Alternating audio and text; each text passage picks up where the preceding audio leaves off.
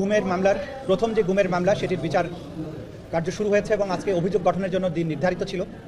এই মামলাতে ১৭ জন আসামি আছেন, সাজাপ্রাপ্ত পলাতক আসামি শেখ হাসিনা সহ মোট ১৭ জন আসামি আছেন। তার মধ্যে আজকে ১০ জন আদালতে উপস্থিত ছিলেন। আজকে আসামি পক্ষ থেকে একটা দরখাস্ত দেওয়া হয়েছিল যে তারা ভার্চুয়ালি হাজিরা দিতে চান, আদালত সেটা নামঞ্জুর করেছেন।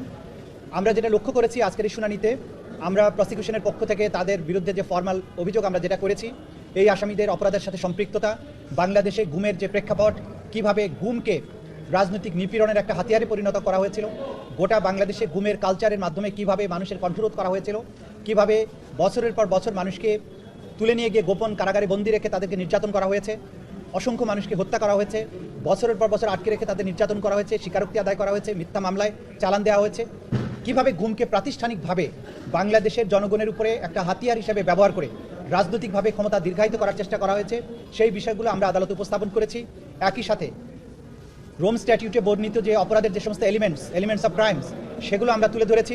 আমাদের ইন্টারন্যাশনাল ক্রাইমস ট্রাইব্যুনাল অ্যাক্টে বর্ণিত গুমের যে সমস্ত ব্যাপ্তি আছে, আইনগত উপাদান আছে, সেগুলো তুলে ধরেছি এবং আমরা বলেছি যে এই আসামিদের বিরুদ্ধে এই অভিযোগগুলো যথাযথ এবং এগুলোর পেছনে অনেক শক্তিশালী এভিডেন্স আছে।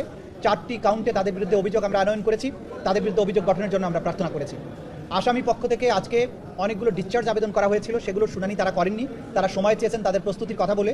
আদালত তাদেরকে আগামী 14ই ডিসেম্বর পর্যন্ত সময় দিয়েছেন। 14 ডিসেম্বর ওনাদের অংশটুকু আদালত শুনবেন।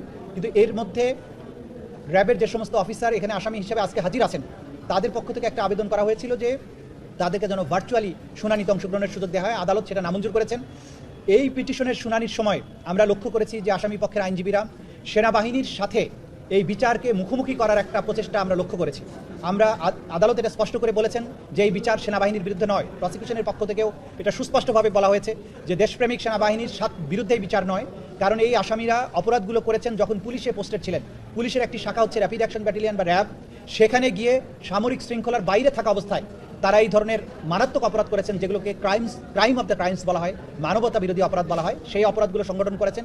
সুতরাং এই হাইপ তোলার চেষ্টা করা, যারা রাষ্ট্রের জন্য অনেক কিছু করে, সুতরাং তাদেরকে একটা স্পেশাল প্রিভিলেজ দিতে হবে, সেই প্রার্থনা আদালত নামঞ্জুর করেছেন। বলেছেন সকল নাগরিক আইনের দৃষ্টিতে সমান এবং তাদের বিরুদ্ধে যে অভিযোগগুলো আনা হয়েছে অসম্ভব রকমের গুরুতর, সবাইকে ইকুয়াল ট্রিটমেন্ট দেওয়া হবে।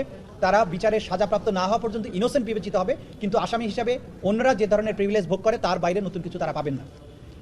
এবং সর্বশেষে আরেকটি বিষয় হচ্ছে যে শেখ হাসিনা যিনি পলাতক আছেন অন্য একটি মামলায় সাজাপ্রাপ্ত, তার জন্য গত তারিখে জনাব জেরাই খান পান্না আইনজীবী হিসাবে নিয়োগপ্রাপ্ত হওয়ার আকাঙ্ক্ষা ব্যক্ত করেছিলেন।